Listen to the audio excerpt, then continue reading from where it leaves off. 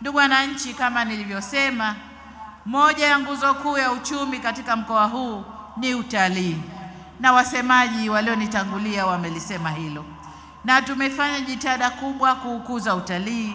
Matokeo yake ni dhahiri, yanaonekana, na katika miaka 5 ijayo, mkitupa ridhaa, tumepanga tuongeze idadi ya watalii.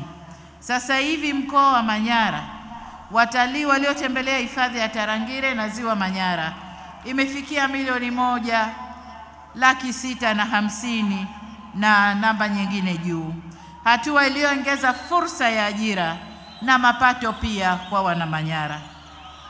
Tutaendelea kutangaza na kuendeleza vivutio ili tupate watalii wengi zaidi, na kitaifa mpaka tunafunga mwaka huu 2025 tumefanikiwa kutimiza idadi tulioelekezwa na ilani ya uchaguzi.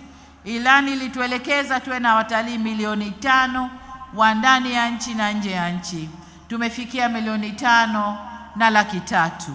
Sasa kwa miaka 5 ijayo, kitaifa, lengo tuliojiwekea ni 8,000,000 watalii wa ndani na nje wawe wamefanya utalii ndani ya Tanzania. Sasa yale maombi ya kufungua mageti na kuweka barabara utalii ukue, tunayabeba, tutakwenda kuyafanyia kazi. Ndugu zangu Wanamanyara, pamoja na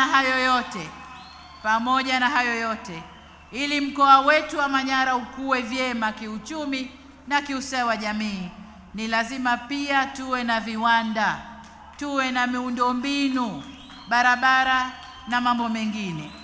Hivyo mkitupa ridhaa, katika miaka 5 ijayo tutaongeza kasi ya kuhamasisha uanzishwaji na uendelezaji wa viwanda katika wilaya zetu za mkoa huu, ili tuweze kuongeza thamani mazao yanayolimwa katika maeneo mbalimbali.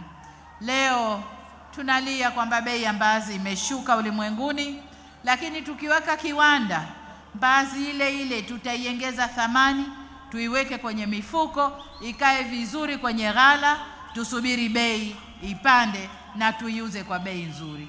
Kwa hiyo huko ndiko tunakoelekea.